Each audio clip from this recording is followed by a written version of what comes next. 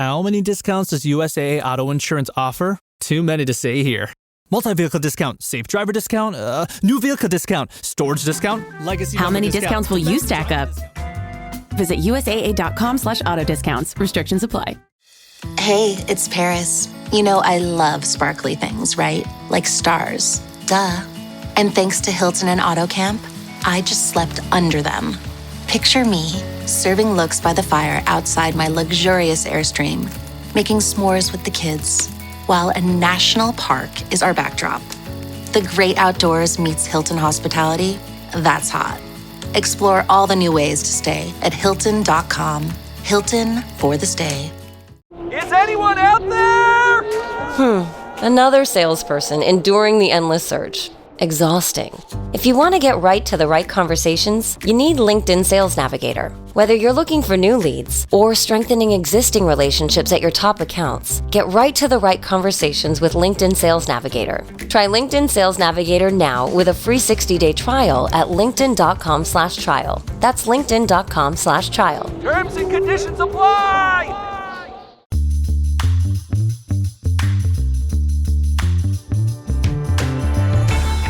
Hey everyone, welcome to this edition of Keep Watch Pass on the It's Not That Bad podcast channel and a proud member of the Pantheon Podcast Network. And I say to all of our listeners around the world, Happy Canada Day. Now, this is releasing on the Monday before Canada Day, but if you're listening to this on actual Canada Day or whenever, just look to the Great White North and say, thank you. Because, yeah, we're celebrating Canada Day on this episode because we're talking about movies directed by a Canadian. And here to join me, my very Canadian wife, my lovely wife, Carrie. Carrie, how are you doing?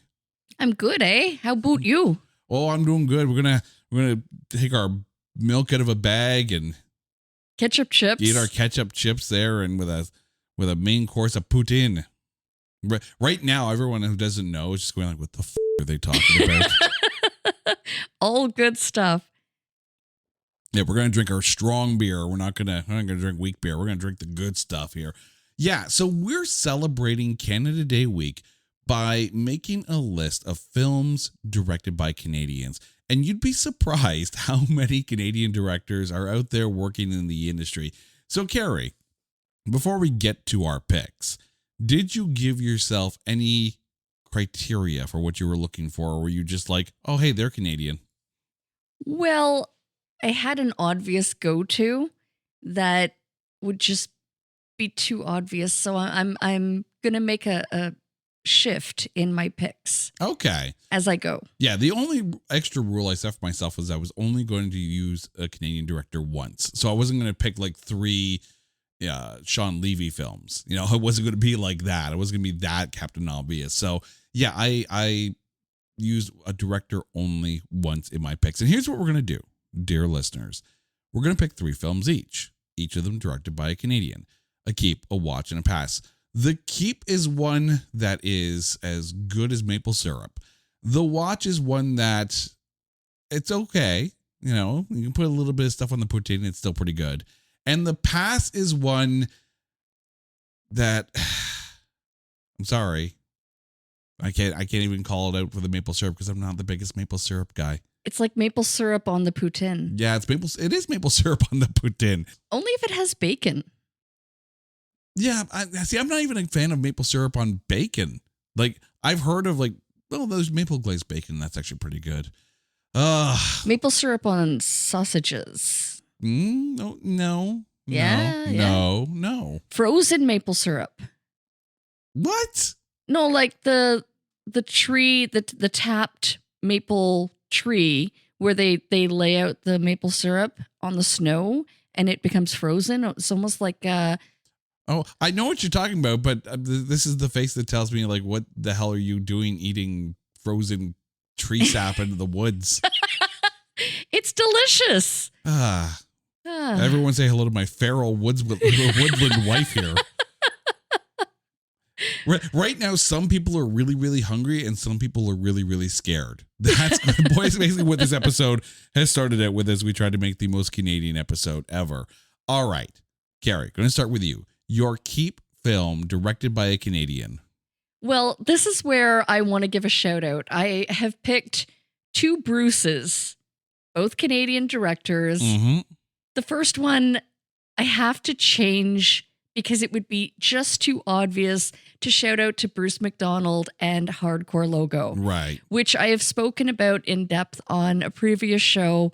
Absolutely love the Headstones and Hugh Dillon. I loved this movie, and it was, I mean, it wasn't based on the band, but it, definitely had the music of the Headstones and Hugh Dillon, of course, being the front man. You know what? I've said enough. I love this movie. It's not my keep because my keep is another Bruce, Canadian Bruce McCullough, who directed Dog Park. He was a kid in the hall, and the movie Dog Park, not as laugh out loud funny. There's moments. No. There's Callum, but there you go. But just a really cute, heartwarming story. First of all, I love Janine Garofalo in this film. I absolutely do. Secondly, the soundtrack is so good for this film. Like, I wish I had a copy of that soundtrack on CD, but I don't. So I have to try and find the songs on streaming individually because I don't think the disc as a whole is actually on Spotify. What's the main song that I'm thinking? It's that Thing You Do? Things that I used to do from G Love and Special Sauce. Yeah. Yeah. Oh, so great. There's some good and some great Canadian acts on there as well. But that doesn't even factor into any of my picks. By the way, we have covered Dog Park as an episode, and it's not that bad. So you can actually go back and find that episode and listen to us wax philosophic on this film that also likes to wax philosophic as well. I'm going to be Captain Obvious for my keep pick. And it's a film that we've talked about before, but not on It's Not That Bad. If you go back through Keep Watch episodes past, we did an episode on movies with a number in the title. And this film made that list. It's Blade Runner 2049, directed by Denis Villeneuve. Keep in mind, this has to be the greatest 1-2 punch in franchise history. Think about it. The original Blade Runner, which came out in the early 80s, directed by Ridley Scott. And it's iconic. The original Blade Runner is uber freaking iconic, right? It is film noir for the sci-fi fans. It is one of the best Harrison Ford performances. It's the Rutger Hauer performance. Zero questions. In the dictionary, beside Rutger Hauer, there's a picture of him from Blade Runner. There has to be. So to sit there and say, well, we're going to do a sequel to Blade Runner 2049. And that's a scary proposition. Because remember, Tron Legacy didn't do as well by the critics. And not that well in the box office. Because Tron is also iconic. And I love Tron Legacy, but I know it didn't do as well. Enter Denis Villeneuve, who just creates this perfect landscape for Blade Runner 2049. Casts it perfectly. Ryan Gosling is fantastic in this. Ana de Armas is great in this. Small role by Mackenzie Scott in this. Small role by Dave Bautista. And it's awesome.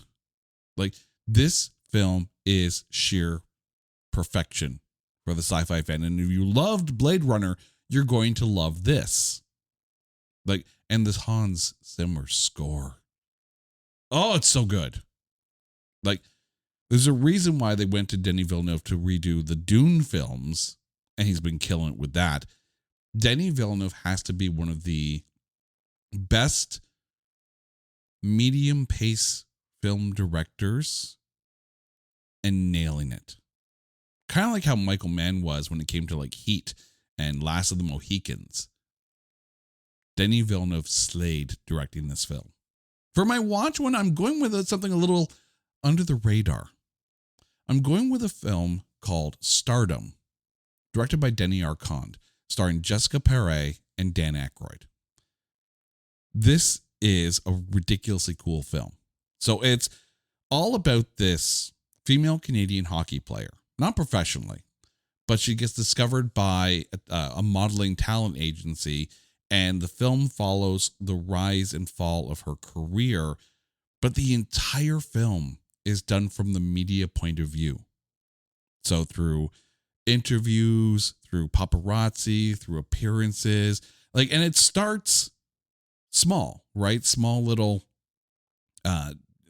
local town TV stations, and then getting interviewed by the eventual, as her modeling career starts to take off, gets interviewed by, it's Much Music. It's basically Much Music. But every single scene in this film is from the perspective of the media.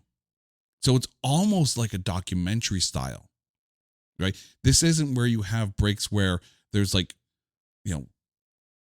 media's not there.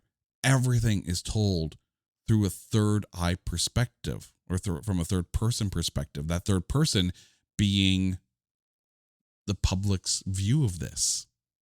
And it's so well done. The only scene that's not told through the media perspective is the very last one. And wow, very, very cool film, and a breakout role for Jessica Perry. All right, over to you, your watch pick. That sounds cool. I don't think I've seen that one. I think I watched it with you once, but you fell asleep pretty fast. Probably. Which you have been known to do for many films. What role does Dan Aykroyd play? So Dan Aykroyd plays this restaurateur who's a little bit older than Jessica Perry, but then they end up into a relationship, and that's part of the paparazzi thing, where her career is still going up, but his restaurateur career is going right down. So you have this dynamic where she, he was bigger than her at one point, then she was bigger than him. And there's all these interviews where they're on set together, and then after they break up, and he's still doing talk show interviews about her. So it's really, really cool. I'm going to have to give it a watch. My watch is undoubtedly a fantastic movie. I'm talking the OG, the original Ghostbusters. Yes. Directed by Ivan Reitman. Yes. And don't get me wrong, I appreciate where they've gone with it. Yeah. And the attempts that they've made with the storyline, but you cannot beat and never replace the original Ghostbusters. Yes. Loved this movie. I loved everything about it. Rick Moranis was hilarious. Sigourney Weaver. Dan Aykroyd, Bill Murray, Harold Ramis. Yes. Right. Loved everything. Come on, give props to Janine. Right. Loved this movie. And Slimer.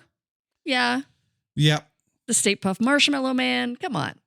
And the funny thing is, it was a completely original story.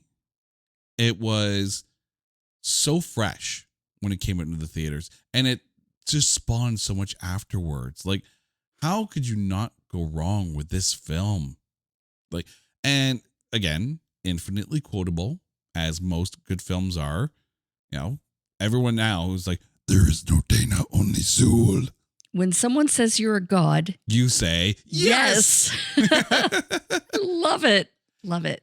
Yeah. I would like to say that Ivan Reitman could have done no wrong. But. Oh, come on. But. Don't do this. My past pick is also directed by Ivan Reitman. Oh, don't do this. Yeah, but he directed My Super Ex-Girlfriend. Fair. All of a sudden, it's like, oh. And the thing is, the potential was there for this film. It really was, right? Uma Thurman as a superhero with a very awkward, secret identity persona. You've got Luke Wilson as the guy who's trying to date her but doesn't quite know that she's this, that she's G-girl. And then there's Anna Faris who comes in, and the promise is there. The potential is there, but it fails in the end. And the thing is, I don't hate the film, but I'm not a big fan of the film either. And I know I've been threatening you with this movie for a bit now. So maybe I have to go put this on the whiteboard. But eventually we're going to have to cover this film. You know. I know. But the thing is, will. I know you like Uma Thurman, though. So it's not going to be that painful to watch for you, but... And Ivan Reitman is good. He's good. But my super ex-girlfriend exists. Which means I'm handing you the last call out, your pass pick for movies directed by a Canadian. I am passing on the London, Ontario born director Michael Dowse and his hockey movie, Goon, if you will. Sean William Scott. You know what, though? Kim Coates was in this, and I really like him. Oh, I know, but I'm still passing on the movie. Stifler on Ice is not going to work. No. Just no. And the thing is, I find it funny, right? Like, when you think about movies that are very Canadian feeling, it's like, oh, well, of course it's got to have hockey or something like that. And yeah, we picked two films that one is very much a straight hockey film, and it's your pass. My watch focuses on a one-time hockey player. So yeah, there was no hockey in Blade Runner 2049. None whatsoever. But no, Goon is one of those films where I haven't watched, I've watched clips of it. Mm-hmm. And I'm not looking forward to it. And it didn't strike me. It was, you know what? I think what I dislike the most about the concept of the movie is the focus, the attention given to fighting in hockey. That's always been like the biggest part that I dislike. I think there's a way to do it though. And let me explain. There's a documentary called Les Boys. And it's all about this semi-professional hockey team in this Quebec beer league. And they are basically, the league is known more for its pugilism than it is for its hockey skills. But it takes a very in-depth look at some of the players and how they want to kind of elevate beyond that and get out of being on a team just to get into fights. And yeah, Slapshot is, they played some old time hockey, eh? But no, I agree with you that focusing on nothing but the fighting in hockey, unless it's for a gag, whatever, and Goon is definitely going to be doing it for gags, but there is a way to focus on that without it being bad. But I think that's more for documentary style, but that's not Goon. All right, Carrie. Before we head off to go watch some fireworks, drink some Canadian beer, and just have a good old time, remind our listeners what your keep, watch, and pass picks are for movies directed by Canadians. My Canadian directed keep movie is directed by Bruce McCullough, Dog Park. I am watching Ghostbusters, directed by Ivan Reitman, and passing on Goon, directed by Michael Dowse. All right. My keep is Blade Runner 2049, directed by Denis Villeneuve. My watch is Stardom, directed by Denis Arcand. And my pass is My Super Ex-Girlfriend, directed by Ivan Reitman. Gary, thank you so much for this. And dear listeners, happy Canada Day to each and every single one of you, no matter where the hell you are. Enjoy some beer, listen to some great tunes, have some good food, and just party. But until then, you guys know the drill. If there's a topic that you want us to cover on Keep Watch Pass, or a movie you want us to cover on It's Not That Bad, hit us up on social media at Not That Badcast, or go to our website at notthatbadcast.com. And while you're there, make sure you check out our merch section, because if you buy something from there, we can buy more beer. Until next time, she's Carrie, I'm Jay. You guys are awesome. This is Keep Watch Pass on the It's Not That Bad podcast channel. and a proud member of the Pantheon Podcast Network. Happy Canada Day, everybody. Take care.